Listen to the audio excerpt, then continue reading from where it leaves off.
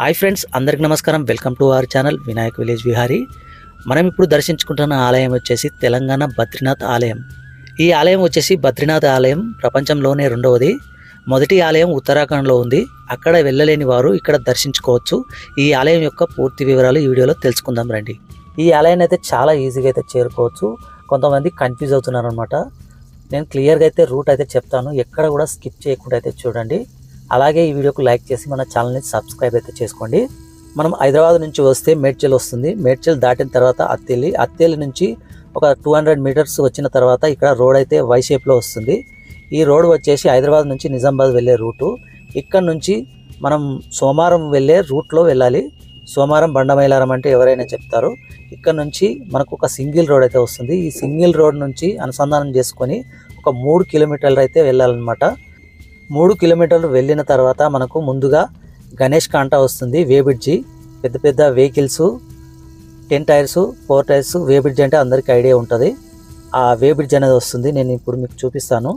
ఈ వే బ్రిడ్జ్ తర్వాత మనకు ఈ ల్యాండ్ మార్క్ అనమాట. ఇవి చూసుకొని మీరు ఈజీగా వెళ్ళొచ్చు. ఇక్కడ కనిపిస్తుంది కదా గణేష్ కాంటా. ఈ గణేష్ కాంటా తర్వాత ఒక హోటల్ అయితే వస్తుంది. ఇది కొత్తగా అయితే ఓపెన్ చేశారనమాట. 2 మంత్ అవుతుంది. ఇక్కడ చూసారు కదా, ఇక్కడ మనకు హోటల్ అయితే వస్తుంది. ఈ హోటల్ నుంచి ఒక 200 మీటర్కి లెఫ్ట్కి మనకు ఒక రోడ్ అయితే వస్తుంది.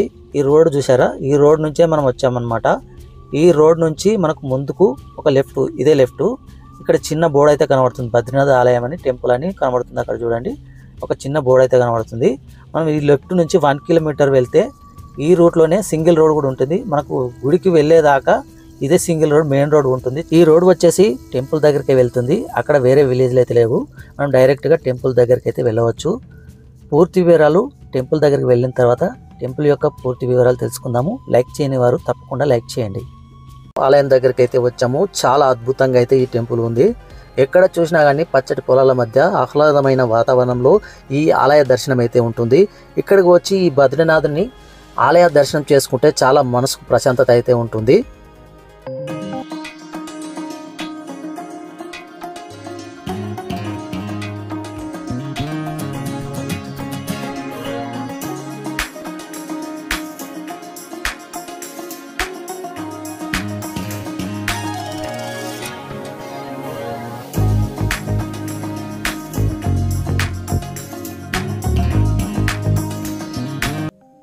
ఫ్రెండ్స్, ఉత్తరాఖండ్లో ఉన్న బద్రీనాథ్ టెంపుల్ చాలా దూరం అయితే ఉంటుంది.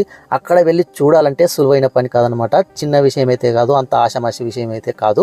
అలాంటి అద్భుతమైన ఆలయ నమూనాను అయితే ఇక్కడ నిర్మించడం చాలా అద్భుతమైన విషయం. మన ఆనందానికి అవధులు లేవన్నమాట. ప్రతి ఒక్కరు బద్రీనాథ్ టెంపుల్ ఎలా కట్టారో ఇక్కడికి వచ్చి భక్తులైతే దర్శనం చేసుకుంటున్నారు. వేలాదిగా అయితే ఇక్కడికి వచ్చి చూస్తున్నారనమాట.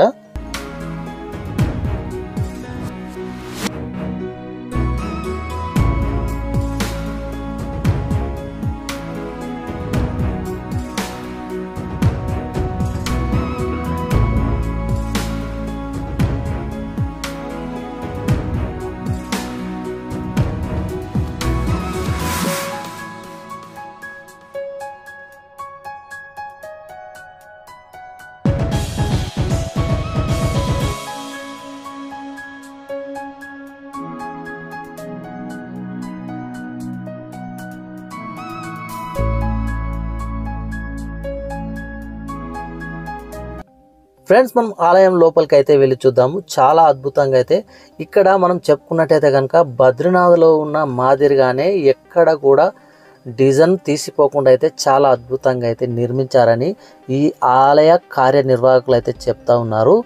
ఇటువంటి ఆలయాన్ని ఇక్కడ కట్టడానికి గల కారణం ఏంటంటే, ఉత్తరాఖండ్ పరిసర ప్రాంతాల నుంచి కొందరు హైదరాబాద్కు వచ్చి సెటిల్ అయిన తర్వాత వారు స్థిర నివాసం ఏర్పరచుకున్న తర్వాత వారికి ఇష్టమైన దైవం మహావిష్ణువు యొక్క బద్రీనాథ్ ఆలయాన్ని ఇక్కడ పరిసర ప్రాంతాల్లో కట్టాలని ఎప్పటి నుంచో అనుకుంటున్నారట. ఆలయానికి స్థలం కావాలి కాబట్టి ఇక్కడ మేడ్చల్ జిల్లా బండమైలారం గ్రామంలో చాలా అద్భుతమైన ప్లేసులో ఈ ఆలయం యొక్క భూమిని అయితే కొనుగోలు చేశారు. స్థలం కొని 8 సంవత్సరాల తర్వాత 2015లో గుడి యొక్క శంకుస్థాపన అయితే చేసి 2023 వరకు జూన్ 13లో ఇనాగ్రేషన్ అయితే పూర్తి చేశారనమాట. ఈ గుడి యొక్క ప్రారంభం అయితే చేశారు. చాలా అద్భుతంగా అయితే ఈ గుడిని అయితే నిర్మించారు.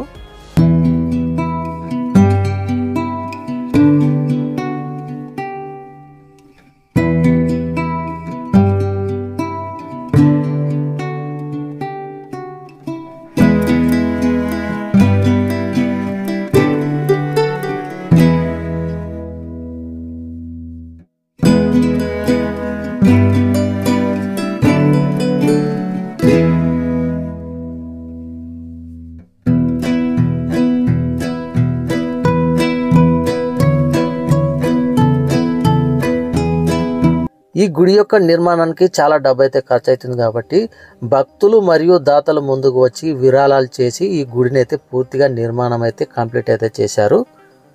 ఫ్రెండ్స్, ఈ ఆలయాన్ని ఇంత అద్భుతంగా కట్టారుగా. ఈ ఆలయం యొక్క ప్రత్యేకత తెలుసుకున్నట్టయితే కనుక ఇక్కడ ఉన్న అఖండ జ్యోతి ఎప్పుడు వెలుగుతూనే ఉంటుంది. ఈ ఆలయంలో ఈ వెలుగుతున్న అఖండ జ్యోతి ఉత్తరాఖండ్లో ఉన్న బద్రీనాథ్ ఆలయం నుంచి తీసుకువచ్చారు. స్పెషల్గా ఆలయ నిర్వాహకులు ఒక వాహనం ఏర్పాటు చేసుకుని రోడ్డు మార్గం ద్వారా వెళ్ళి ఈ అఖండ జ్యోతిని కొండెక్కకుండా అంటే ఆరనివ్వకుండా ఈ ఆలయంలో తీసుకువచ్చి పెట్టడం అయితే జరిగిందనమాట.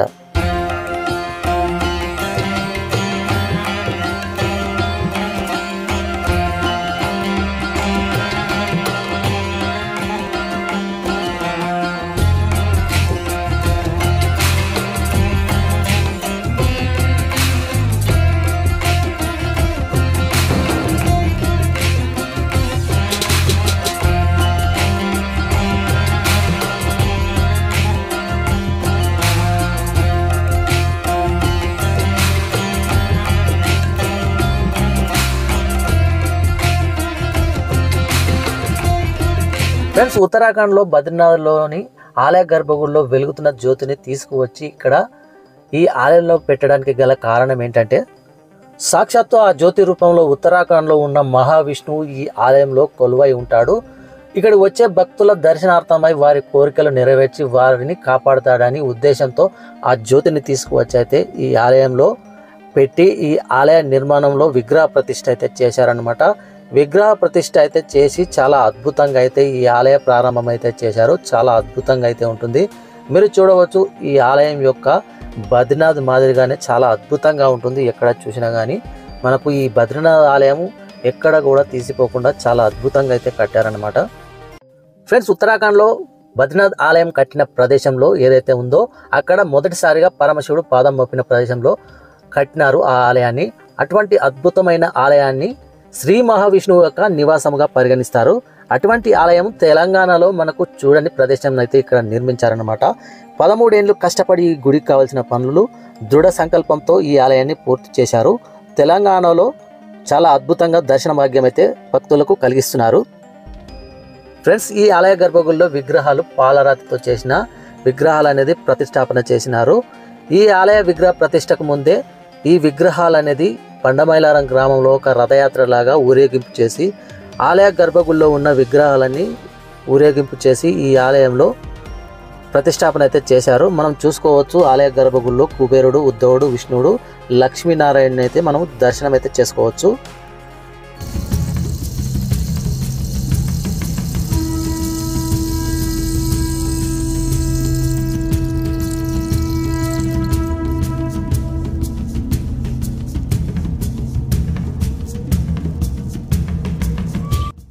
ఆలయ గర్భగుడిలో స్వామివారిని దర్శించుకున్న తర్వాత మెట్లు దిగగానే మనకు చిన్న ఉపాలయం అయితే ఉంటుంది. ఈ ఉపాలయంలో పార్వతీ పరమేశ్వరులు, ఒక చిన్న శివలింగము మరియు వినాయకుడు అయితే దర్శనమిస్తారు.